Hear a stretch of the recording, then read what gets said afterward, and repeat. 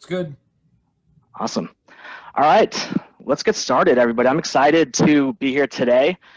Excited to have my friend Jayson joining us today. We'll tell a little bit more about Jayson, but a few housekeeping items for those of you who just joined. I am your host, Jeremy Mendoza, so welcome if this is your first time attending my monthly events. Welcome back if you are returning. So some housekeeping items. You'll notice that the chat is open for everybody to see. So feel free throughout the presentation to ask questions. We love to hear your comments. We'll try to engage and answer questions as they come along. This is really for you, for the audience. We want to make sure that you leave here with some takeaways, a bit more educated on the topic. And also feel free to introduce yourself. I highly encourage that you put, a couple people already did. We'd love to just see, who's in the meeting, your role, your title, your company, and anything that you'd want us to know. It's always nice to see who is joining us today. I will say that for anyone who's here for the first time, as you are probably either top level sales associate, whether it's in sales, account management, you're a VP of sales, director of sales, even CEOs of tech companies, startups. Most of you are probably in the tech space. I do have a few sales consultants and trainers here as well, who I love to partner with because I, for one, love getting training and having other people get trained as well. So that's just that's it for housekeeping. Let me go over the agenda. So what I'm gonna do is I'm gonna give a quick introduction about myself. I'm gonna introduce my special guest, of course, Jayson. We're gonna talk about video selling. I wanna start out with some context as to, why here, why now? Why are we talking about video today, right? Video's been around for ages. We've used it in marketing, we've used it in sales, but now with everything that's changed over time, there are definitely some new tips and tricks that we can use to help move the sale along quickly, how to engage and build better relationships and so forth. So we'll get into that, and then we'll get right into the fireside chat with Jayson.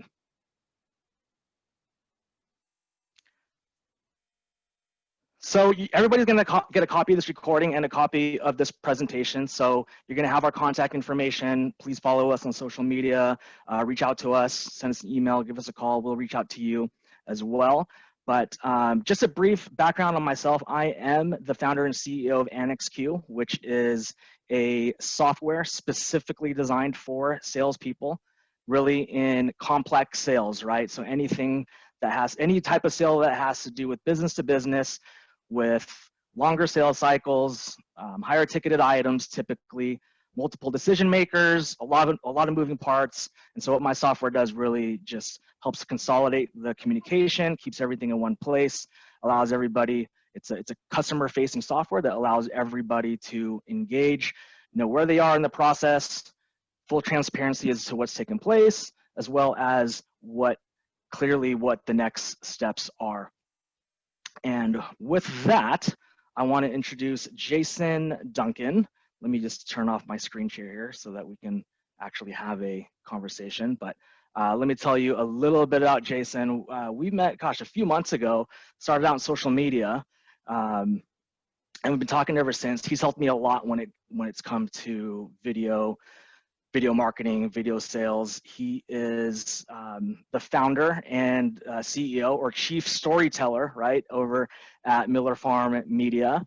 And he's been the chief storyteller for, since 2003, a full service digital marketing agency, which specializes in video, web design, content creation, social media management, and digital advertising. You can see him and his team in action in the reality show pilot, Shoot for Broke is what it's called. And in his spare time, he likes cars. He enjoys playing guitar. I think I see a guitar there in the background, Jayson. Songwriting, spending time with his wife, Gretchen, and their son, Miller. So Jayson, before I get started, why don't you tell us more about yourself and anything else you want the audience to know? Well, thanks everybody. I'm really excited to talk about this. This is one of my favorite topics. I started as a musician out of college. We toured New England for a bit, and I found that I was actually better at the marketing of the band than I was at playing music. So that's how I got here, and really really had a huge focus on video over the last 20 years, and I'm excited to share that with you today. Nice. Well, thank you very much for being here. I want to know more a little about your reality TV show. I know we've never really talked about that. Tell the audience about this. You did tell me a little bit, but tell us about it. You know, so everyone talks about, you know, there's this whole thing about marketing with a book. And I was like, well, if marketing with a book is great, how much better would it be to market with a reality show? And you got these shows on history, like Fast and Loud, and you know, 10 years or so ago, you had American Chopper, which I guess came back recently. You had Duck Dynasty and all those. And really, those shows help those companies explode their brands. So we figured out, I went and I spent time in Hollywood with some of the top writing coaches, and we wrote this show. I sent some of my writers to study under this coach, and we figured out the formula for a good reality show. We put together a pilot, and we haven't figured out how to sell it yet, but we think the structure is really good. So that was the impetus behind that. We wanted to show the process. And we'll talk about this later on. It's been a really good selling tool for us because I walk in the door and they quote lines from the show. I mean, most people, at least in the B2B world, haven't watched the whole thing per se. It's had like 5,000 views, so not a huge amount, but it's definitely paid for itself in the amount of relationships it's helped us build. So it's a great case study on, you know, taking some risk and putting something out there that helps people get to know you better. And it's, if you go to our website, the About Us page, or I think it's called Our Story page, it doesn't, you know, tell you the boring stuff about us. It has the reality show. You can just go watch everybody who works here do their thing. So it's kind of fun in that way. Yeah. Well, that's exciting. We'll send out that link to everybody, maybe in the chat or in a follow-up. But let's get right in. Let's talk about why here, why now, right? We talked about video being around for a long time. Obviously, sales has been around for a long time. It's still a people business. I always say that people buy from people. They always will. And relationships are key. No matter how much technology there is out there, no matter what happens when it comes to whether it's right now we're facing COVID and things like that, people still want to buy from people. And this is a study. I know that there's a lot of text here, so don't worry so much about what's on here. But I did want to point out that, you know, a recent study that was done by McKinsey came out, and this was shortly after really the peak of COVID, and it really just showed a study and it did a survey on the level of how important it is for digital interaction, digital sales. So they asked sales people and customers in the B2B world, and according to them, the importance of digital sales has doubled that of traditional sales interactions since COVID, and wouldn't be surprised it's even more than that by now. And a lot of experts will say that this may and probably will continue on even post-COVID, right? The digital experience has definitely changed. So one of the things I want to talk about is remote selling. Everybody has different definitions of remote selling, and everyone talks about this remote work or remote selling. For today's purpose, the way I like to describe remote selling is leveraging state-of-the-art tools to virtually interact and engage with prospects, which involves, of course, replacing in-person meetings. But what's key is that there are two components. One of them is virtual meetings or online meetings. That's what everybody is aware of, whether it's through Zoom or Teams or whatever platform you use. But one thing that's a fairly new concept that a lot of people are starting to catch on to is meetingless interaction. There's really no real term at this point that I know of that's really caught on. Some people call it asynchronous selling or asynchronous interaction. So I'll talk a little bit about that and give some context to our conversation. But at the end of the day, this just offers a faster way to sell, shortens that sales cycle, and lowers client acquisition costs. So let me just kind of paint you a picture here. Here's what remote selling looks like in this diagram. So here you have, let me just use my little laser pointer here. So here this kind of represents you as a seller, and this represents the people that are involved in the sales process. Everybody's sales process can differ, but in general, you're gonna have your initiator, your sponsor, you know, your gatekeeper, whoever, whatever you want to call it, and then you typically want to do an on-site meeting. That's kind of been the traditional approach. You meet on site, you got to be at the same place, same time. From there, that is synchronous selling, right? Because everybody's there at the same time. So typically you're gonna maybe follow up with the virtual meeting and you have more people involved. Sometimes you might get the decider involved. A lot of times you don't have the economic buyer involved in the process until the end. If you're lucky, you may not even, if you're lucky, you may get them at the end. If not, a lot of times you don't even get to meet with them. So this is synchronous selling. It's everybody has to sync up their calendar, whether they're meeting at the same place at the same time.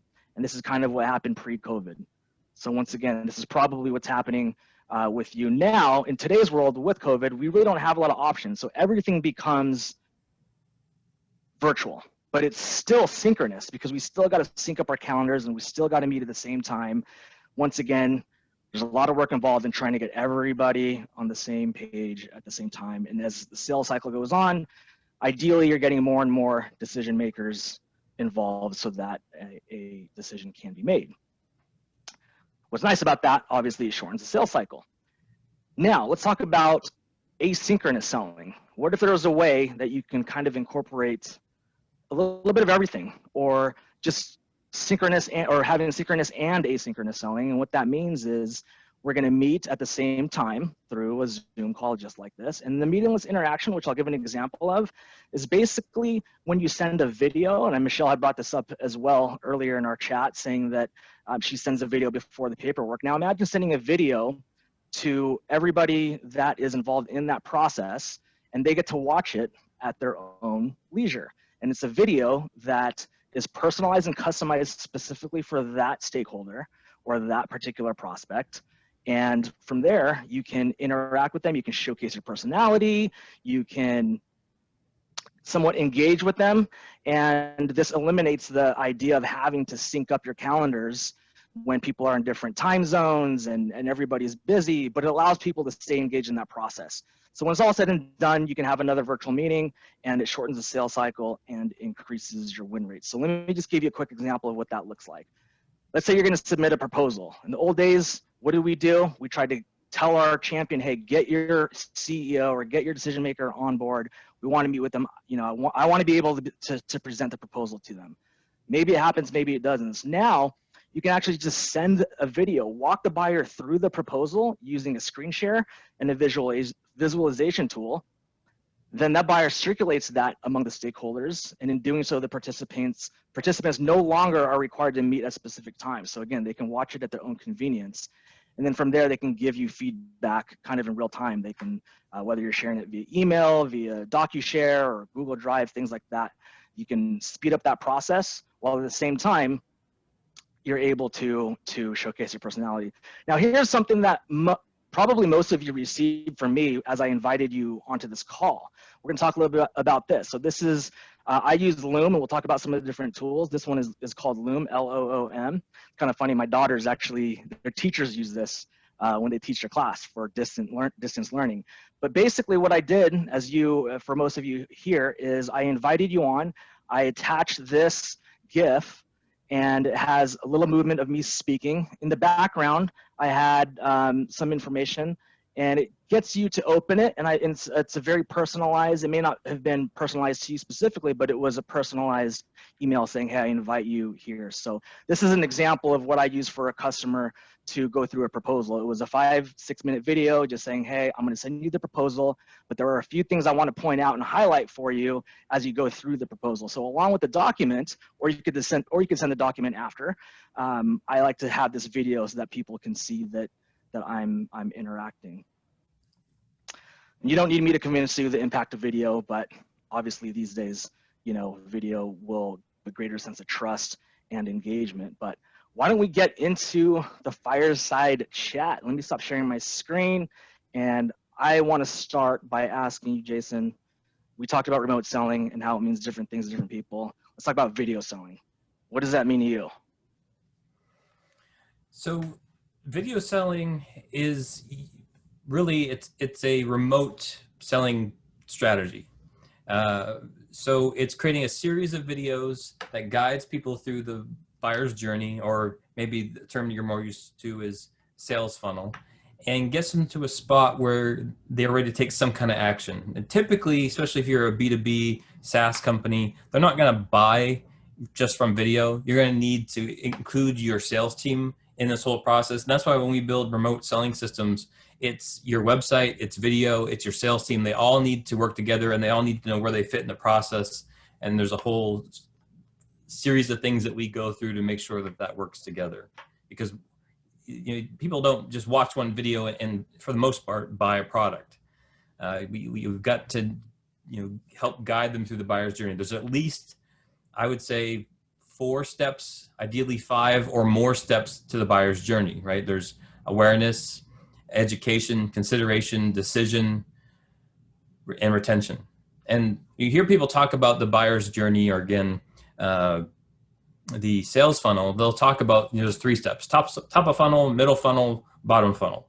Well, they're really that might have worked even 10 years ago, but the buyer's journey has become chaotic. People have so many things calling for their attention. Even now on this call, your email is there in the background, and it's gnawing at you, right?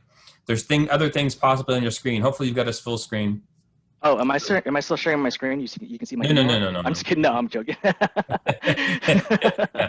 Jeremy right now is buying stuff on Amazon. Yeah.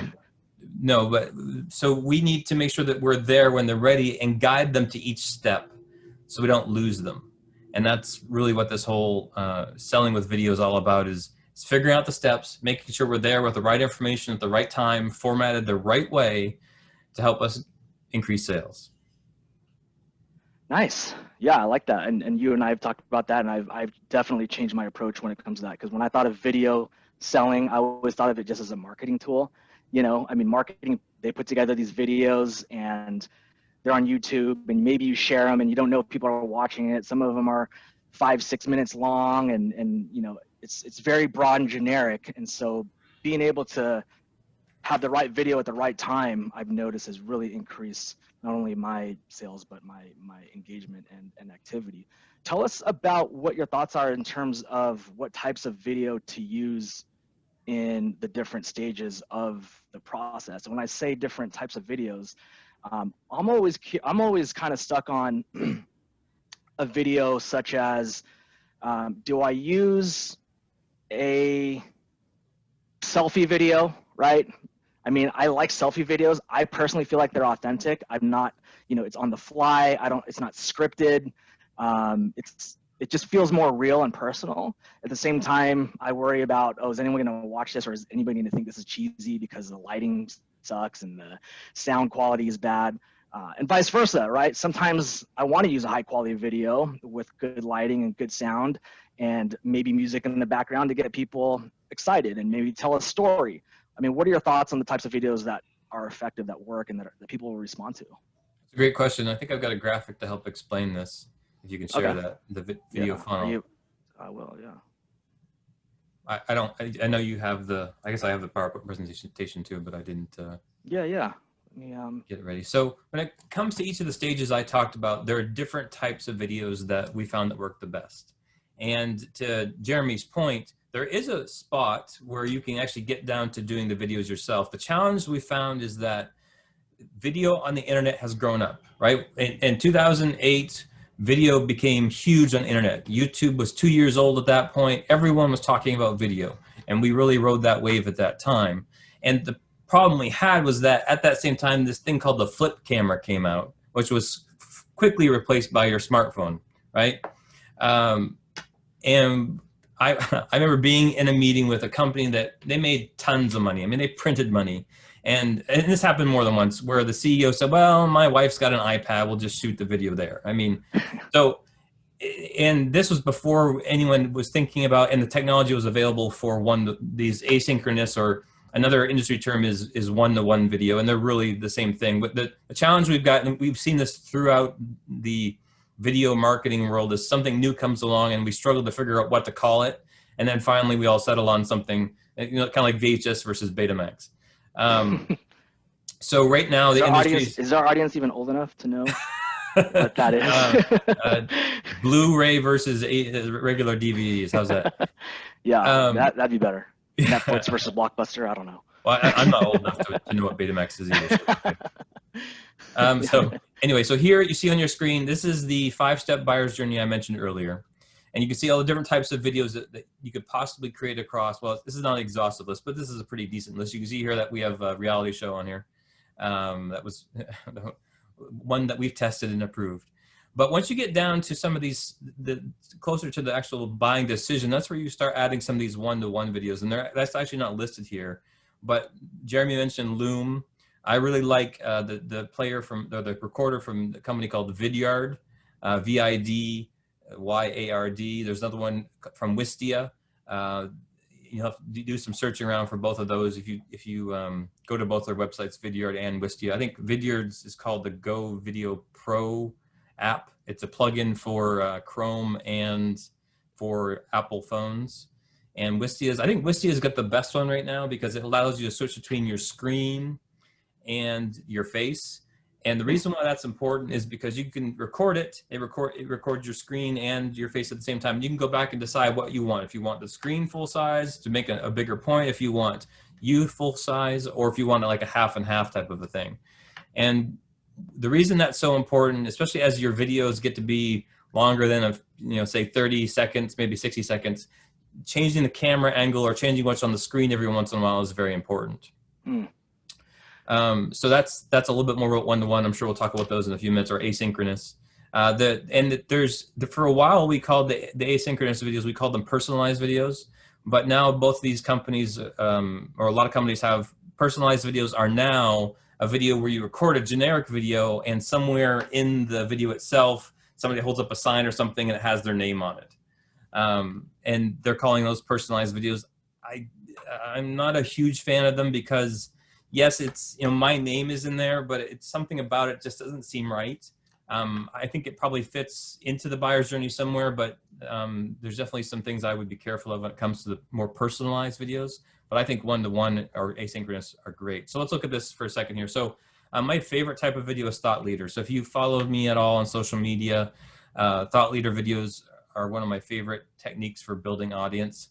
It's a great way to just have something out there to show that you're an expert. And thought leader sounds, it's kind of a weird term, but really it's just somebody who in their industry who's a well-known expert. And I remember we used to do a lot of work with Microsoft, and we were at, I believe it was CES. And I wasn't up on the technology, who was popular, who were thought leaders. But I remember some of the people we were so excited with one of the thought leaders that showed up for one of the events that happened at CES, because he'd done all these videos. He probably was a video game designer or something like that.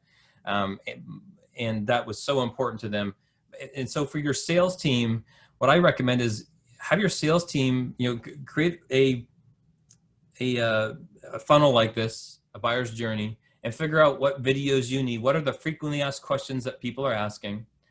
And then have your sales team record some of those videos and set them up as the experts, or have the product manager or the CEO do some of these, and leverage your internal thought leaders. And some may say, well, what happens if my salesperson leaves? Well, if they leave, maybe you have the same video recorded by a few different people. And then sometimes if they leave, it's not a big deal. Again, it just depends on your selling process. So you can see there's lots of different opportunities here. Webinars is in here. We have what we consider a great webinar outline. This is more of a fireside chat. We're not using that today. Your company story or your company introduction video under consideration. That's one of the most popular videos that we get called about. And the key to that video is make sure it's about your target audience, not about your company. It shouldn't say in 2000 and whatever we were founded. Nobody cares about that. They want to know how you're going to solve their problem, that you understand their problem, what the solution to that problem is, and that you're the expert they're looking for. So even your company story is an opportunity to increase sales. Testimonials are your most powerful video, one of your most powerful videos, because it's someone else saying nice things about you. We really recommend to make sure that those are really heavily planned out. Maybe you don't script them, but to have a series of questions that follow a good story structure so that you get the right information on the other end. I've been a part of a lot of testimonial videos where, you ask somebody, so what was your experience? And you get, well, it was okay. It's kind of like a bad Yelp review. So make sure I've seen companies use they're somewhat like testimonials, but they'll do case studies on video with the customer there. What are your thoughts on that? Case studies are awesome. It's all about credibility, right? So case studies, testimonials, brands you've worked with, that's all a hugely important part of the sales process. Yeah, great. And then, moving on to decision, training videos are awesome. We actually find that training videos can oftentimes work for awareness as well. So a lot of these things can flip-flop. I guess we don't have that in that. And then the final thing that I'm recommending to all of you is have a plan for retention. So how do we, even if we don't sell something that's an impulse buy, again, we're all B2B, majority of us on the call are B2B companies. And it may be a matter of, being there, especially if you're a SaaS, right? Making sure you're always sending them something that reminds them that they made the purchase and how to leverage it. Being a value, adding value by bringing things that may not necessarily have anything to do directly with whatever you sell, but something that's in the same thought leadership realm to help remind them that you're there, an excuse to follow up. And then also to get referrals, because if you're continually staying in front of people, you want them to be telling others about the great experience you're having.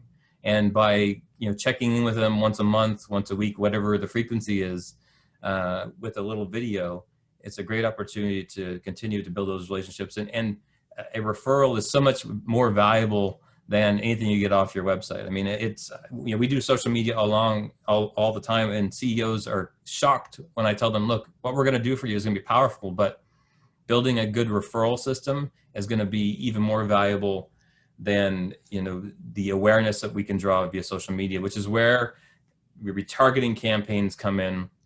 And I would say that's the thing we sell the most to sales teams is retargeting campaigns. Your sales team is talk to somebody, and now we're going to follow them around the internet and show them that we're the experts we are, using video and other tools that are available to us. Great. Yeah, that makes sense. One of the things that really resonated with me is when you mentioned the training video. I know it sounds weird, training, that's not what we do, but what I've found engaging is when a prospect asks me a question about maybe something I presented on a demo, and maybe they send me an email that says, hey, I didn't really get this module. Does it do this or that? Instead of trying to send this long email or try to set up another meeting or call, I would simply get on one of these, use these tools, have my face on the side and in the background, or what I like. What's the name of that tool, Wistia, that you could switch back and forth? How do you spell that? Wistia, W-A-I-S-T-A. Okay.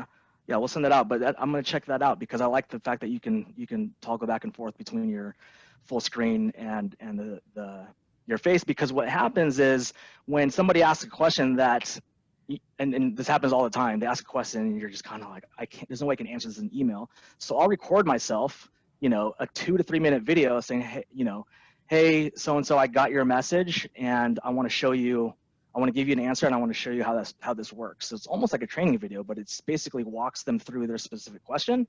And I've gotten great responses from that saying, oh, thank you so much. Not only is it clear and concise, but it shows that you made that extra effort. And to the prospect, I think they probably believe that you spent a lot of time creating that video, when in reality, it was this is just what I would have done if you were on a video call with me.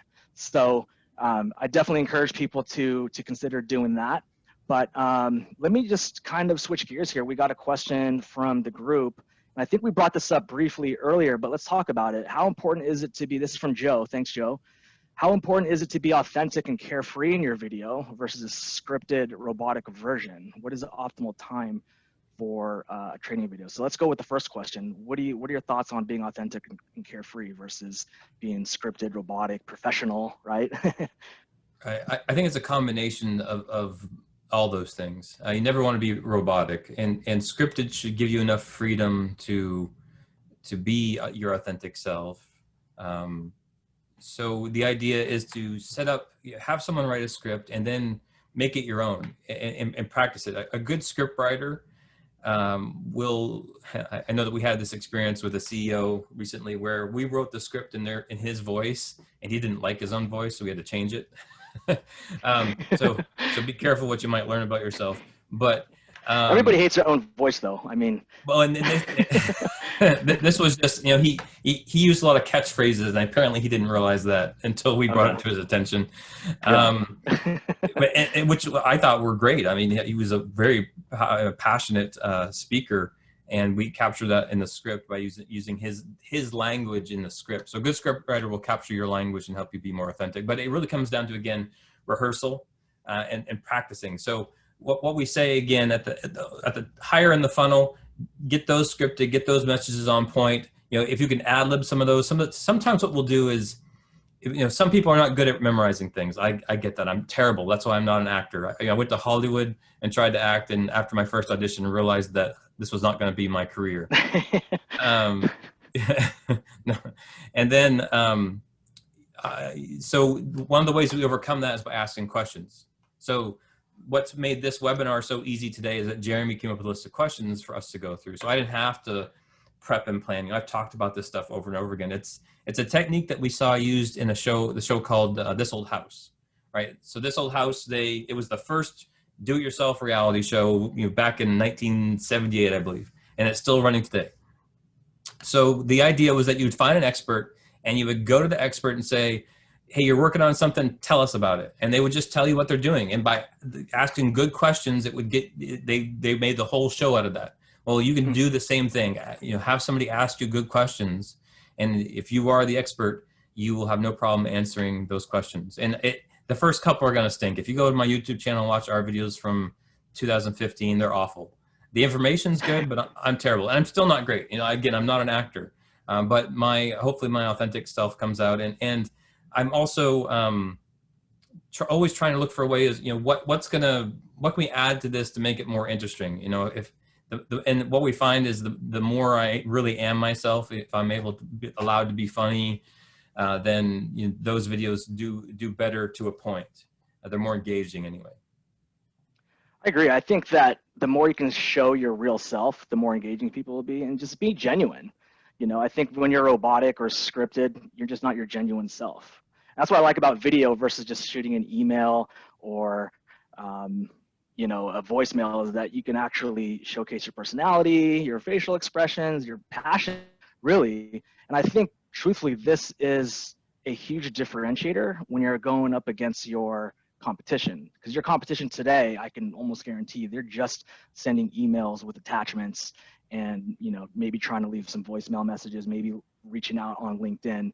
But there are very few people, though the trend is catching on, I still believe that there's just not enough people to understand the potential of video and how to really maximize its potential. So hopefully we answered your question there, Joe. And I think I did talk about when you use a training video. Go ahead, Jayson. Let me add with that. So I guess my actual recommendation is, when you're starting out, write yourself a script or at least an outline, and then figure out how you work best. So for me, I love my teleprompter. It helps keep me on focus when I'm shooting a video that I really want to be careful of. But some people are not good at reading off a teleprompter. I'm not particularly good at reading off a teleprompter. But so we save that in the edit. But for those of you who, again, really want to, if you're a salesperson, and most of the people on this call are, you're probably good at just going for it. So again, script out what you need to say and make sure that you bullet point at the very least where you want to go, so you don't ramble and it doesn't take you extra time. Yeah. But figure out what works best for you, and try all the different types. Try recording a video where you read the script. Try a video where someone asks you questions, and then try just using bullet points to go after it. And we do that when we go into a new client and they'll let us.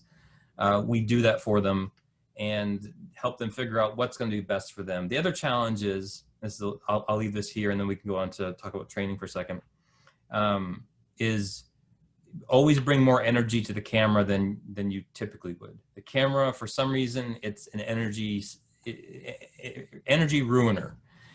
And take the time to really stand up. You're going to be best when you stand up if you can, and to go for it that way, and to be bigger than life, because that's when it's going to seem just about right. I always tell people, is it starting to feel awkward, starting to feel inauthentic, then it's probably just about right for the camera, because the camera, for some reason, it sucks the energy out of things. Interesting. Yeah, no, it's good information. Let's see, it looks like we have another. Do people still enjoy blooper videos where people see you mess up, make you look more human? That's interesting. I've never thought about that, because I definitely have some blooper videos. When I do my videos, I'm always starting over and editing and so forth. And it's funny, and going back to, it's people not wanting to hear or see themselves. I mean, we're all, especially in sales, we're our own worst critic. So I always encourage everybody, just like, and I like what you said, practice, do it enough times till you start to feel comfortable, because when you first do it, you're just going to look at the video and you're going to say, gosh, why do I sound like that? Why do I look like that? So the more you do it, the more comfortable you are. And I like what you said about being bigger than life. Stand up if you can, exaggerate even a little bit, because yeah, I think you're right. The camera does change the dynamic a little bit. I think it's because you're talking to a lens as opposed to a real person. That could be it. But I totally agree with that. But what are your thoughts on using blooper videos, or maybe showing that you mess up? So it depends on what type of video you're creating. So it used to be when we did our thought leadership videos, we would put the bloopers at the end. Hmm. We found that it wasn't helping the audience at all, so we stopped doing it. But it was a technique that we tried, and it's worth trying again. And if you've got something that's really funny, it's absolutely use it, and because it does make you look more human. And that's what this is all about. It's all about making that human connection, especially now since we can't meet people face to face. The competitive advantage is having a face of your company.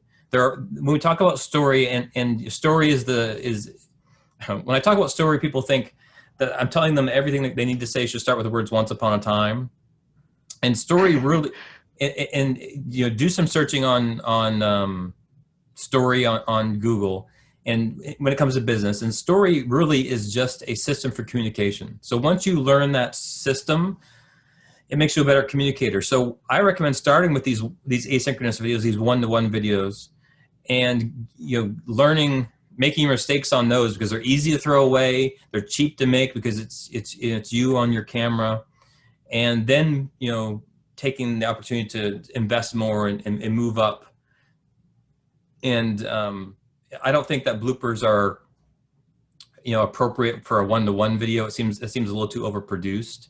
But if you do make a mistake, take that time to figure out, okay, was that authentic, or should I go back and record again? I mean, I would say a little stuttering, a little mistake where you recover is okay, because it's live and it's a little more raw.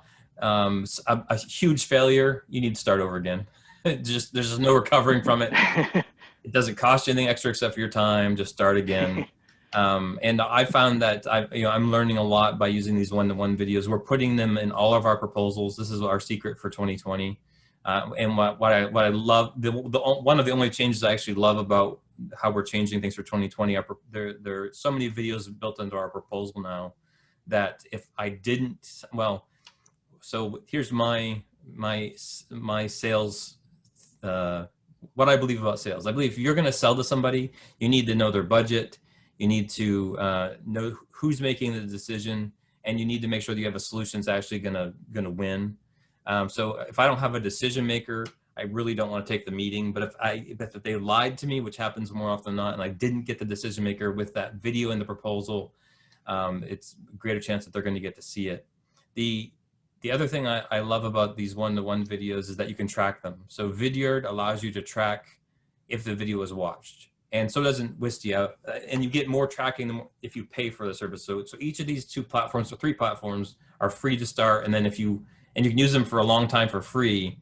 But if you want more tracking and you want to report to, say, Salesforce, that's where I mean, it's like, I don't know, it was like $200, $300 for the year. So it's a very easy bill to pay, especially with all the tracking you get. And what I found interesting now that we've gone to virtual, we're sending our proposals out with a meeting, but they go out after the meeting, in these new platforms. It's interesting to see how many are making decisions without watching the videos or without actually even looking at the proposal. We had one that shot us down a couple of weeks ago. They never even watched the videos that were in the proposal. So what happened was they were just using us to verify that the people they actually liked, were. I've never seen anyone do that before. I'm just kidding. Yeah, never happened. Please don't. Yeah, no, that's great. I appreciate you sharing that. And going back to the tools, I think that's going to be a high interest because some people aren't necessarily aware of the different tools. Like I said, I've used the different ones. I've used Vidyard. I'm using Loom now. I've seen other ones. VidReach is another one. And what's great about these tools, as Jayson mentioned, is that it gives you tracking and analytics. So you'll be able to see who and how long, even if they've watched their whole video, who's watched the video, if it's been forwarded on. So you can actually track the level of engagement. So as Jayson mentioned, you can, this person said no, didn't make it, or already made a decision and said, we're not going forward with you, but they didn't even watch the video, which you can kind of conclude, okay, they weren't that engaged to begin with. Otherwise, they would have at least clicked on the video. So that's what's nice about these tools. You can track, you can be more strategic when it comes to follow-up. If you've seen someone just viewed your video today, I wouldn't creep and say, hey, I noticed you just watched my video 10 seconds ago, but I can be strategic about it. And if I know that they watched it, then at least I know I can follow up within 24 hours and just ask them, hey, what did you think about the video? What did you think about my proposal? So that way you can keep that process moving forward. And as I mentioned, shorten the sales cycle, because that video can be watched by different stakeholders. So there's different tools out there. Now, what do you say to those people who, and by the way, these tools, as Jayson mentioned, I've seen they're free. I think most of them have a 14-day free trial. And then you can continue to use it, but it's limited, features, and then you have to pay for it. But what if you didn't want to use these tools, Jayson? And I guess the good question is, what were people doing before these tools were utilized? Do you recommend them just using their smartphone and sending it as a file? I mean, what do you think? So great question. And Vidyard and Wistia both have a free version, and you get access to at least basic tracking. I know on Vidyard, I don't think Wistia does any tracking unless you buy. But we'll answer that question in a second. One thing I thought of is when you buy the video players from Wistia and Vidyard, you actually can have more reporting to your sales team. So for example, let's say you create a series of videos across that sales funnel we talked about. You upload them to one of these platforms, and then it gives you tracking across all their videos, all your videos. So let's say that Jeremy's on my website and he watches 3 videos about email marketing. It will report that to my CRM, and it can either trigger an email to go out to Jeremy to give him more information, or it can tell one of my sales team, hey, Jeremy's been looking at this. I know you talked to him 6 months ago about our email marketing system. Can you reach out to him again and check in and see if we can get a meeting with him? Because he's gone through a series of steps that we have found will lead to a better communication from a salesperson. Yeah. So in terms of what we did before these things, TechSmith has Camtasia. I think Camtasia, what I love about Camtasia for one-to-one videos is that you can actually cut something out of the middle. And then what we found is that we are Wistia users. This is not a paid thing. Matter of fact, they don't have an affiliate program, which kind of bums me out because I love their program so much. But we are Wistia users. If you go to our website, majority of the videos are from Wistia. Okay. But we're also not using their full capabilities. We're not doing all of their tracking because it's just too expensive for us, especially in 2020. Gotcha.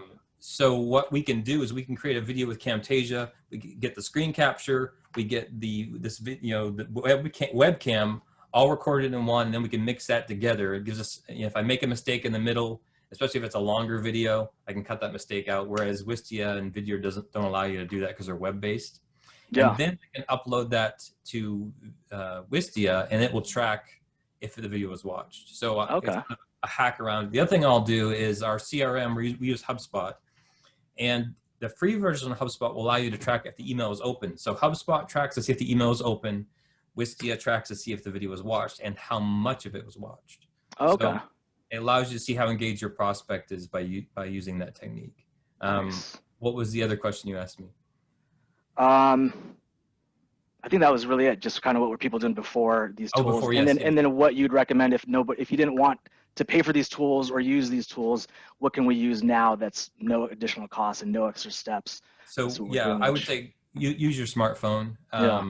You're not going to get the screen recording piece necessarily, but you could take that into the editor that's in your browser. It's going to take longer. That's the thing, right? The reason why I love the Wistia and the Vidyard and Loom was because it was fast and easy. I didn't have to think about it.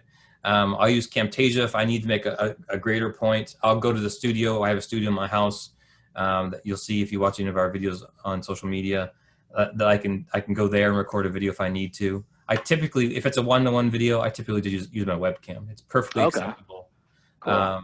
It's too much of a hassle to go turn everything on in the studio. Yeah. Although I would recommend that if you're having webcam problems, my favorite webcam right now is the GoPro. GoPro 9 allows for you to attach it to your computer, and the picture's great. Okay. Good to know. It was really hard to get a webcam 6 months ago, and a GoPro's a great option for that. I see someone else asked about optimal time for training videos. We didn't answer that one. I think we did, but I don't remember if I kind of just mentioned, during, when people ask questions, I kind of like to give somewhat of a training video to go through, but I don't know if you had a different thought or if training videos meant something else. So there are different types of training videos, obviously. We helped Microsoft launch, you and I talked about this the other day, I think. Well, it was a few different things, but the one I'm thinking of is Surface. So if you're on a Microsoft Surface right now and you like it, you're welcome. If you hate it, that's Microsoft's problem. But we helped them with a lot of training. So they were able to use that training online as a way to help sell the product. And what we learned about training is that it needs to be as long as it needs to be, which seems like a cop-out answer. I'm not running for any political office with that answer, but the reason I say that is because you need to tell them what you need to tell them and get out.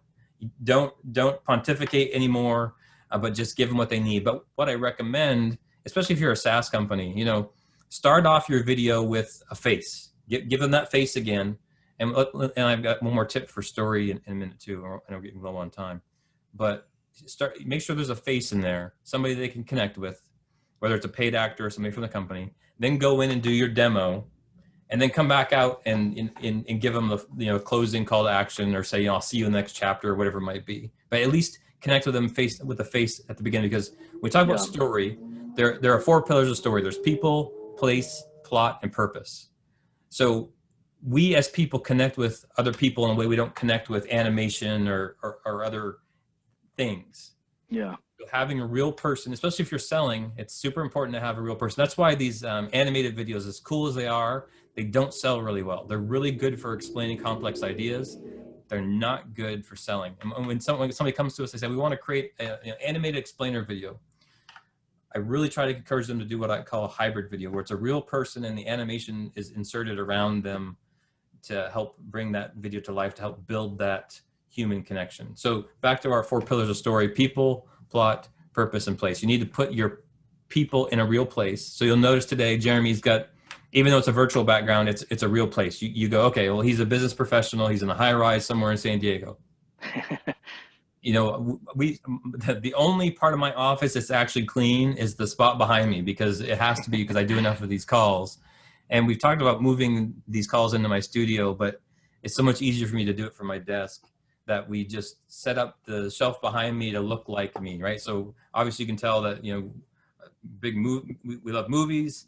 I'm a car guy, and Jeremy didn't have to read my bio, because you assess that I probably like cars. I probably have something to do with music, and whatnot behind me. So it's all very intentional in the way we set it up to get that place.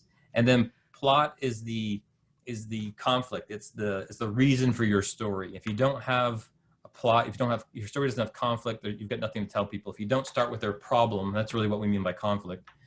If you don't start with a problem, you've got nothing for the audience, because they need to know that you can solve their problem, because that's why they're there for you. And then purpose is your reason for the whole thing. So making sure that you've got some kind of purpose for what you're trying to tell them. So anyway, I like it. So structure is the key, right? All about the structure. Consistency. Yeah. Starting with that problem, talking about your solution, building some credibility, talking about your products and services, and calling them to action. That's a great story formula that can be used over and over again in every email, every video, and every communication that you want to make. So as we wrap up, I want to, we're running out of time, but I do want to make sure that we can share kind of our quick tips, best practices. Looks like there's another question from Joe. I appreciate your questions, and maybe we can go, actually this would be a good segue into some of the tips. He's asking, what's the most effective way to keep people coming back to watch the videos, and how can you add a personalized side to it? So why don't we do this? Why don't you give us maybe a handful of just quick tips that we can take away, use today, and I'll do the same. And yeah, maybe along that you can answer that question. Give us some tips, Jayson. Well, I'll start with a question, then it will lead to some tips, I'm sure. Yeah. So most effective way to keep people coming back. So invite them to come back. So when it comes to social media, we really haven't talked about social media, but that's what we found is that 57% of the buyer's journey starts online. It doesn't matter if you sell aircraft parts to Boeing or you sell whatever it is. Buyers start online now unless they come to you through referral. And even then they go to your website. So you need to make sure that everything you do has a proper sales message. I talked to tons of, especially B2B companies, B2B companies, and then SaaS, you folks all take it to the next level of doing it wrong. But the challenge is, how do we, I talked about humanizing the brand, but how do we make sure everything we do is a proper sales message? And it starts with your website. So using that problem solution formula I gave you earlier on your website. And then inviting them to come back by using social media. So getting them to follow you on social media, and probably more likely what you're going to do is you're going to follow them around on social media. So the big social media platforms to track people on are YouTube, Facebook, Instagram, and LinkedIn. Twitter is okay, but it's a bit of a dumpster fire, so use sparingly. LinkedIn, you can do stories now, by the way, I noticed.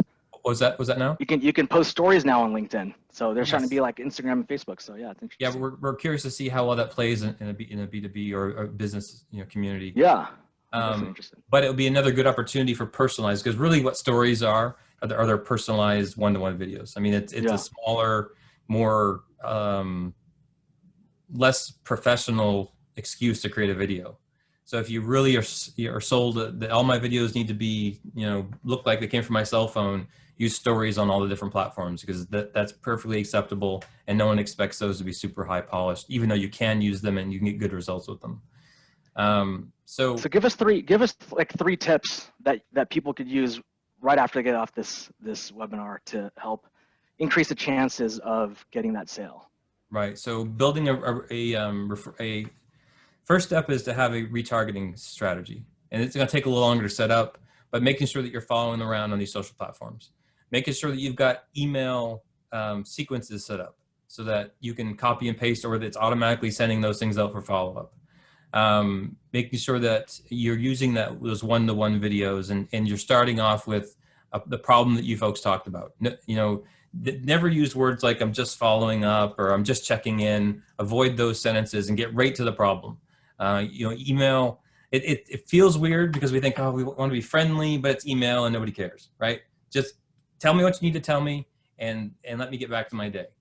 And remember that your emails, even if they're not being read, they're actually a really great opportunity for check-in. So making sure that the title of every email focuses on a problem that your prospects have. You can use this internally as well. People will be more likely to read your emails and respond faster if you use that problem solution formula in all your communications. I like it. Yeah. So quick tips from me and from what I've been doing. It's really just piggybacking off what we've been talking about this whole time, but just some quick tips. I'd say, if you're using something like a Loom or a Vidyard where you can share the background and you have your face. What I like about Loom is you could change the size of the face. You can have it kind of bigger or smaller. But what's nice is having that background. I think a good attention getter is if you're really into an account-based marketing or a highly targeted prospect that you want to get in front of, send one of those videos and have their website in the background. That catches their attention. They'll watch the video. When you attach the video, attach a thumbnail. Do it as a GIF if you can, as I did when I sent it to you, or even just a photo. But by having your face and having their website in the background will increase your chances of opening it. Another technique that I've seen used, that I use too, is use their LinkedIn profile. If they open an email and they see a picture of themselves, it draws obviously curiosity. So put their LinkedIn profile in there and let them know, hey, I was just doing some research. I came across your profile. I noticed that you're in charge of this within your company. I was hoping that I could talk to you because I work with others like you and other, and name some companies and so forth. So that's one tip that I like to give out. I always say create a short recap video. So what I'm seeing a lot these days is people sending a recording of the entire meeting, which I know a lot of people have asked, am I going to get a recording of this? Sure, you'll get that, but I like to break it down in pieces or just do a recap, because hardly anybody will watch the entire video. And if they see that a whole video is there, a lot of times they won't even open it. So I always say, do a 5-6 minute recap of the meeting instead of sending the entire video, or send it along with it. Another tip, create a proposal, as I said, with a walkthrough, explain it in your own words, and then, like I said, to increase the chances of it opening up, attach a GIF. As we wrap up, Jayson, I just want to do a quick plug for you. I know you have an event tomorrow, so if you want to kind of talk about it, I'll share my screen and you can just talk about what you have coming up as another event where you can learn something tomorrow. Yeah. And as you're bringing that up, one thing I like to do with the one-to-one videos is actually hold up a sign with people's name on it. Good and idea. I'll actually make it a handwritten sign, because there's some of those videos we talked about earlier that will put the name in for you. So if I'm holding up a sign that's obviously in my awful handwriting, they're more likely to engage with that authentic. Right. Yeah, I like it. And just a basic piece of printer paper that says, "Hi Jeremy" on it. Is a great way to engage in that thumbnail. So on Wistia, you take the first 3 seconds, it gives you a countdown. You smile and maybe you give it a little wave, and it's an opportunity for them to connect that way. So if you want to learn more about virtual selling or remote selling, I think the next step would be, how do we get clear with virtual events? So you've attended this webinar. Thank you all for joining us. Really appreciate it. We're going to talk tomorrow more. I've got Scott Hamilton, who's the CEO of Executive Next Practices. They've done events for many years, and they've had some really successful virtual events over the years. We're going to talk tomorrow about how to create compelling content for virtual events, how to promote your events, how to keep people engaged during your event, which platforms are best for your event, and how to nurture people after the event to increase sales. So it'll be a kind of extended conversation that we've gone on today. Awesome. Well, thank you. We'll be looking forward to that. Go ahead. I'm sorry? I'll put a link in the chat so they can get to it. Yeah, and we'll send a follow-up to everybody as well. My call to action for you is, I would love to get some feedback on the software that we're almost finished with development. So please reach out to me. We'd love to provide a demo for you. We value your feedback, both positive and negative. You'll receive a link with a survey. It is anonymous. We would love your feedback on how this went. Not only that, we want to know what other topics you want to learn and see for future events.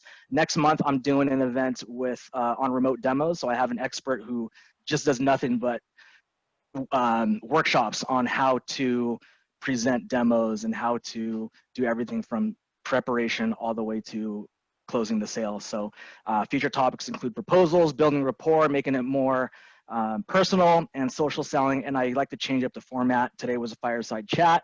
That seems to be a very popular format. But once again, I appreciate everybody's time and joining us today. Please come see us next month or tomorrow for Jayson's event, and look forward to getting in touch with you. Thanks, everybody. Have a great rest of your day and week. Thanks, everybody. Bye.